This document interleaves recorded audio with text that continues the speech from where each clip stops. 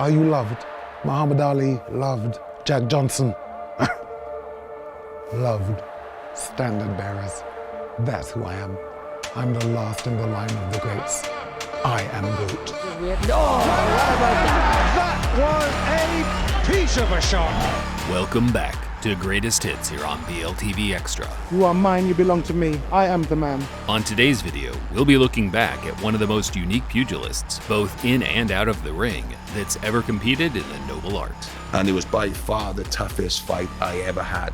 A mighty warrior who was heavily inspired by the ancient gladiatorial games, not just for its brutal nature, but more so for what it took to win the crowd's favor. A truly one-of-a-kind character, many were convinced it was simply a gimmick, but he backed up every word with blood, guts, and glory. Here now, BLTV presents Chris Eubank Sr.'s Greatest Hits. June 28th, 1989. After a dozen or so victories in non-televised bouts, Chris Eubank was signed to Barry Hearn of Matchroom Sports, making one of his first appearances on British TV against the Canadian middleweight Les Wisniewski. Knows every trick in the business, Eubank, I tell you. He moves from side to side, comes into opponents from either side. You never know what he's going to do next. He's larking about at this moment, obviously. Well, maybe he knows the boxer's not going to hit back there. Oh!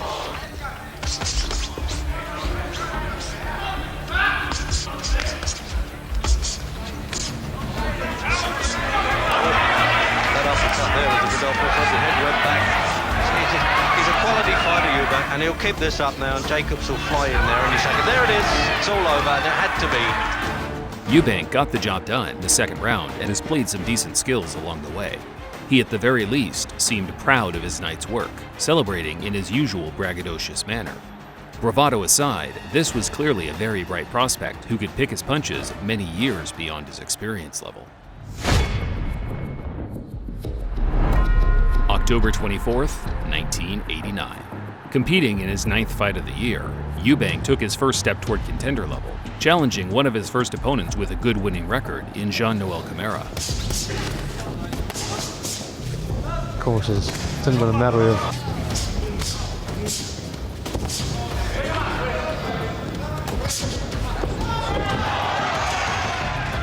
Camara was put down barely a minute into the opening round and showed his experience soon after by taking a knee to make a full recovery.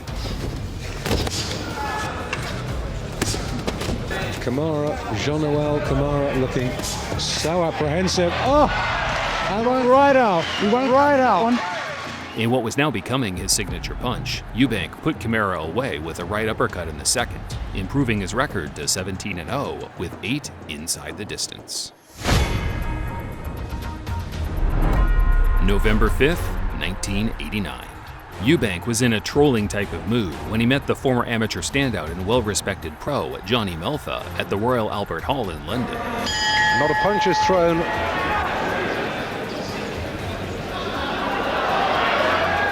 Weird to watch, but very effective. In a move that shocked not only the crowd, but certainly his opponent, Eubank spent the first round just literally walking around the ring and posing. It got to a point where he decided to freeze like a statue, at which juncture the referee had to step in and remind Chris this was a boxing match. Now, Tony Walker has said, gentlemen, you're not at the Old Vic, you're at the Royal Albert Hall, you're in a boxing ring, so let's see some action. Eubank's dignity clearly stung by those rights. He's got him with the right hand, and he's down. Eubank proved there was a method to his madness in the fourth, exploding out of nowhere with a huge right hand that put Melfa out for the count. An all-around bizarre boxing match, but the type of unconventional sporting entertainment that Eubank fans started to adore. September 22nd, 1990.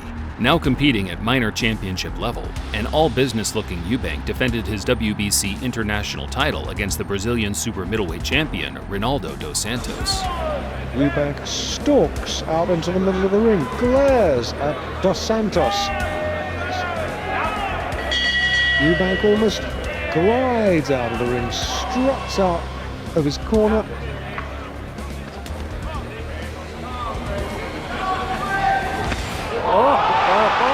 The first punch he throws. Oh, watching music. Before the broadcaster could even put the timer graphics up, Eubank had already wiped out Dos Santos with a mighty overhand right. Chris had now stopped 9 of his previous 10 opponents, leading to him being a revered puncher at the 160-pound middleweight limit. I am the man, and I will continue to be the man for as long as I am undefeated. You are mine, you belong to me. I am the man. June 22nd, 1991. After capturing his first world title against the feared KO artist Nigel Benn, which we'll expand on further later in the video, Eubank made a couple of routine defenses before stepping up to challenge who many considered one of the best middleweights in the world, let alone Britain, Michael Watson, a fighter who held wins over Errol Christie and an undefeated version of Nigel Benn. I'm glad that the man believes in his own hype. You know, he's foolish enough to take this fight, and I don't think he realises what he's up against. He's an obstacle of which I must pass. Other than that, he doesn't exist. The only way you can do that is to earn plenty of money and get out.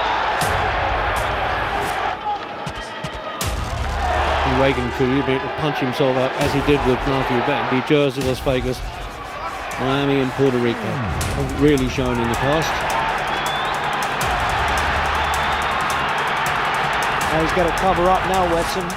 The fight was close in the opening half, but Eubank was clinching the close rounds by landing the more effective, powerful shots. Something Watson was content with, however, as his game plan was to allow Chris to tire and then pounce down the stretch. It's never over until the final bell, and a punch is always in there with a chance. He's lost all control, all composure, real under pressure here. Circles. See, Eubank never sustains punching, Reg, so sometimes when he throws 5 or 6 punches, he's out of breath quick and he goes for a rest. He probably trains the same way he fights, he doesn't sustain the action. After 12 hard-fought rounds by both men, in what was unquestionably one of the best fights of that year, Eubank was awarded a narrow majority decision victory. I fought like a dog this fight. I fought like a dog and I deserved the win. Eubank went on to face Watson in a rematch just 3 months later, where after another all-out war, Chris scored a KO victory, but the challenger, unfortunately, suffered a career-ending injury. April 25th, 1992. Now campaigning at the super middleweight division, Eubank made his second defense of his WBO title against the top 168-pound American contender, John Jarvis. What's in the traditional English style of boxing. Good luck from Eubank. There's a good left hook, he's shaking. It's Sugar Boy Malinga. Yeah. Good right. Good right hand. He's certainly more vicious. For a time, so it's going to be difficult.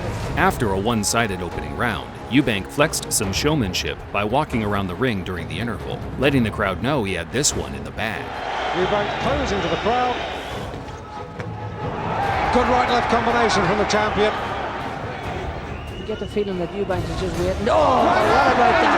Oh, that is the fight over. What a finish. Oh, my God almighty, that was a superb. That was a piece of a shot. Eubank was renowned for having a low punch output, but his ability to pick the right ones at the right time was what kept the crowd and his opponents on their toes. An incredible one-punch KO.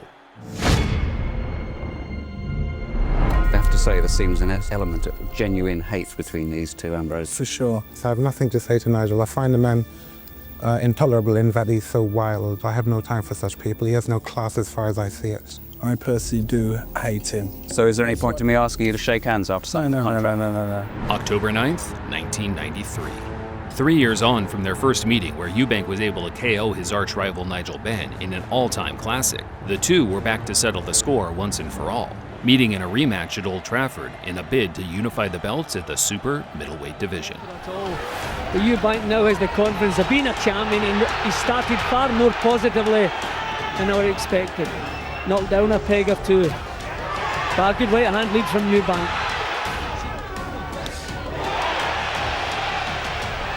Seen him in Scotland last time up.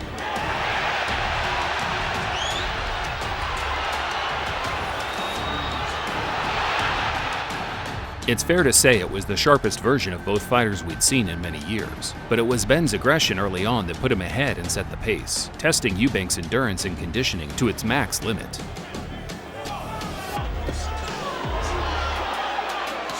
Oh, good right hand punch there, Jim. Right above us here. He's hurt Eubank. He looks as though Eubank actually had the nerve to call him on there. I don't think it was heart-raising. There wasn't a change in his eyes. He stumbled after the punch. It was a good shot. Loves to tear up Nigel Benn now. That suits him. He wants to draw Eubank into swapping punches with him. Eubank eventually got back to level pegging, but Benn's drive and will to win never allowed him to take full control, resulting in a razor-thin contest heading into the championship rounds. He's been throwing little clips around the ears. The event has made the whole thing. Oh, good left. Yeah, see, Ben's leaving that chin. Back it comes when he's hurt. He's always the same. That's what makes him so exciting. Both guys gave their very all. A prideful, brutal, and all-around excellent championship fight, which in the end was probably righteous to end as a majority draw, with both guys retaining their titles. But more importantly for their own mental state, their pride and respect among boxing fans globally. I haven't got any complaints with the draw. You know, it was a close fight. He hit me with some good shots. I hit him with some good shots, and you know, such is life. October 11th, 1997. After suffering 2 defeats to bitter rival Steve Collins, Eubank was now out of his prime, but felt he still had enough to derail the hopes and dreams of a fighter many considered the best young prospect in world boxing, the undefeated speed demon, Joe Calzaghe. And what about Calzaghe? Untried. And let's go with the left hand straight away. Well, Calzaghe is a very fast starter, 10 first round wins. Oh, the left hand puts Eubank on the floor for only the 5th time in his career. What a start by Calzaghe. Calzaghe came out like a light and dropped Eubank in the opening seconds. The younger man then proceeded to beat Eubank around the ring, even dropping in Somali shuffles and bolo punches, which seemed to liven up the former champ more than the knockdown itself, as Chris came back in the mid-rounds, recapturing his skills of old, testing the young prodigy like no man he had faced before this point.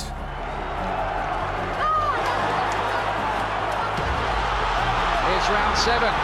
Eubank again goes for the fast start. Can he break Calzaghe's resistance?